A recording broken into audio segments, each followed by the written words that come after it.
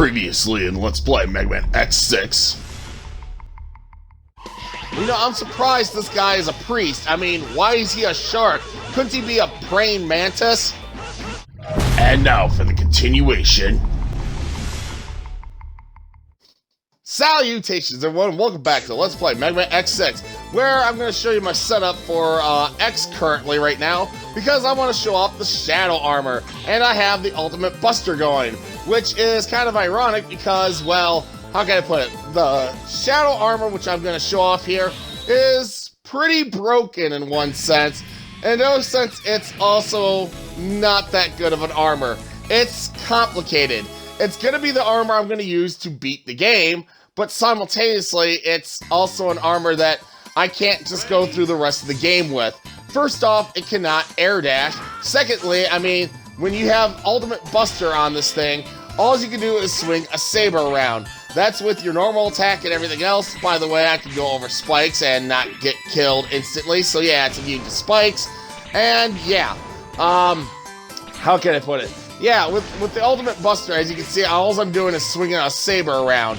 So, you would think this would have been called the Blade Armor, which is kind of ironic, but technically, it's not called the Blade Armor, it's called the Shadow Armor.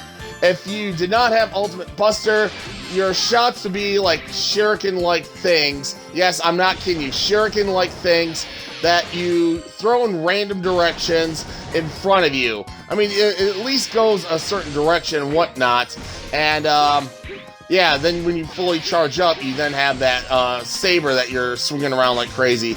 Here, I'm trying to get that thing to shoot at me, because yeah, sometimes that thing won't shoot and whatnot. If you remember the stage from, like, the beginning of my Let's Play, well, then this should look familiar to you. But in case you missed it, for whatever reason, yeah, you gotta swing these things around, and of course things are different because there's a nightmare effect going on. And because I went to the Amazon beforehand, yeah, that's the reason why all these, like, little dragonflies are all over the place. They're annoying, but they're not that annoying. But we're already at the Maverick himself, and yeah, one thing about the Shadow Armor is you cannot use any of the abilities that you gain from the Maverick. So it's just you, a saber, or a shuriken, and yeah, your ultimate special, which your ultimate special, you throw out 2 of your sabers on both sides of you that last for a while, and that's about it. I mean, I probably will show it off at some time, but nonetheless, we're at Shield Sheldon right here, so don't know what else to say. And yeah, this is a long chatting moment. I don't know, I guess he's some kind of professor, and I guess he was trying to, like, protect this area or something like that. I don't know. But, whatever. Anyways, yeah, despite the fact that he's a clam of some sort, or some kind of Sheldon sort of thing, yeah, he can throw his shells around, and yeah, also go inside of them and bounce around all over the place. I mean, his moves are kind of bare basic in one sense. Just figure out where he's at and keep swinging the saber at him. Yeah, look at the massive slowdown that happens every time I swing the saber.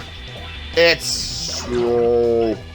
But believe me, it does a lot of damage. You gotta find which one of these guys, if he splits like that, is the real one, which is kind of easy because the other one is kind of blinking. Although you don't really see it too much on my screen too much, but yeah, nonetheless. Ooh, and the garbage people are here. So I'm just pointing out, if you hear any noise in the background, that's the garbage people taking my trash outside. Anyways, yeah, as you can see, once you get him to low enough health, yeah, this happens, and yeah, as you can see, he had like shields on all sides, and if you hit the shields, they would shot back at you, which is the ability we get from him, which is not bad, but it's not good. Anyways, yeah, that was Shield Sheldon, the first Maverick we went after, well, at least his stage, but yeah, then we only went to the secondary area just so we could fight Zero and have him join our team. And yeah, later on in the game, which I did off screen, I rescued the rest of the guys in this area, and that was about it. I mean, that's all I did. But nonetheless, we got all the Mavericks. But I have one last thing to show you guys, one last thing. Give me a few moments, and I'll be right back. Alrighty, I'm back. And yeah, this is me in my third profile. Yes, I can actually talk about the third profile for once. And yeah, I'm going through this game with 3 profiles. One where I'm focusing more on X, one where I'm focusing more on Zero, and in this profile, I did not rescue Zero whatsoever, which is going to play things out a little bit differently.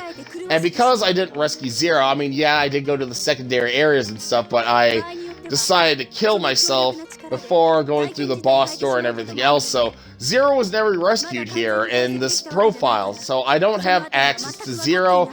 X doesn't know about Zero or anything else in this profile.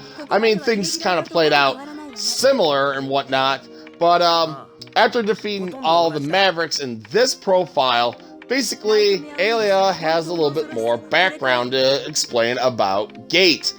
Her and Gate actually worked together for once, way back in the days. And yeah, as you can see here with like what Alia is gonna say and everything else, basically it kind of gives a little bit more motivation on what Gate is trying to do and everything else, and kind of what his real purpose and everything else is going on. And it's actually kind of adds to the story in one sense. In another sense, if you were playing along like I was throughout this whole game, and you rescued Zero and stuff, you're not really gonna get this cutscene per se, especially if you defeated High Max before defeating all the Mavericks and everything like that, and you have access to Gate. You don't get this cutscene, and yeah, I just figured I wanted to show this cutscene off just because I think it's a little bit interesting. Like, you get a little bit more of a background on what Gate's trying to do and what was his whole purpose and everything else and all that other stuff. So, and there's a train outside, so if you hear some background noise, oh man, I'm recording at the wrong moment. Garbage people come by, train. But yeah, I mean, this is a really good cutscene, I will admit that. I mean, it's a shame that they kind of used the same picture almost throughout the entire cutscene, but I mean, you do get a little bit more background to what Gate's trying to do, and Alia's past and everything like that. So yeah, you get to learn a little bit more about the Navigator for X. Kind of interesting in one sense. But as you can see here, X is like, you know, wondering what's going on here, and Alia's explaining everything. I mean, she has nothing to do with Gate. No. She's been working with X the entire time, so, but she does know a little bit about Gate's purpose and everything else. It's kind of interesting because we could have used that information right from the get-go, Alia. But whatever. I mean, this would have been better if they would have played this like scene, probably I would say 4 Mavericks in or something like that.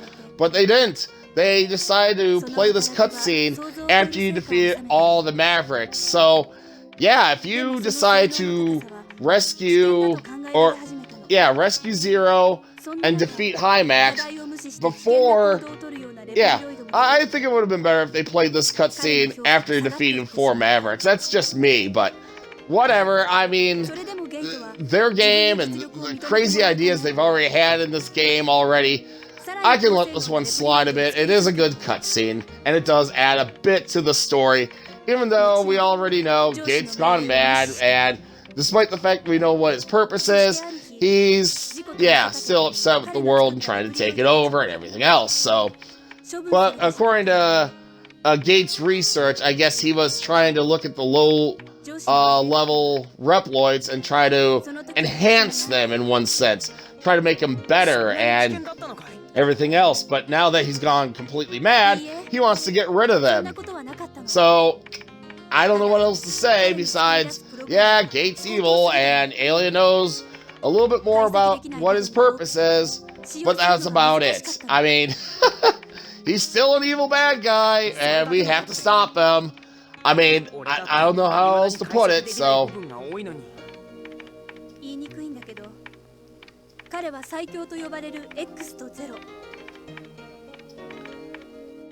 And yeah, he also tried to create strong Reploids. I'm surprised she mentioned Zero here. I mean, we did not rescue Zero in this profile here, so... だから彼が作ったプログラムは誰にも解析できないほど高度なものになっていったの。私なんかよりはるかに優秀だったの。 Oh yeah, I can imagine he was pretty smart, Alia. I mean, all you did was get by following orders, which is good on your part, but simultaneously, I mean, if you know a person's not doing great or people are looking at him weird, you can only do so much to help him out or do so much to back away from it. Jeez. Yeah, and so even back then he was trying to build an ideal, like, city for Reploids and everything else. So yeah, it was pretty much Maverick talk right from the get-go, or Maverick ideas from the get-go. So yeah, Gates kind of always been this crazy and whatnot, but now that he actually is crazy, that has entirely been enhanced and everything else. But nonetheless, I wanted to show off this cutscene. I think it's absolutely amazing. It really does add to the story, guys. And that's about all I can say. I mean, this is my third profile where I never rescued Zero and everything else. So if you wanted to get this cutscene, don't rescue Zero and defeat all the Mavericks, and you get this cutscene. So there you go, guys. Don't know what else to say, so... And yeah, X is like, let's find Gate, who then appears in front of him.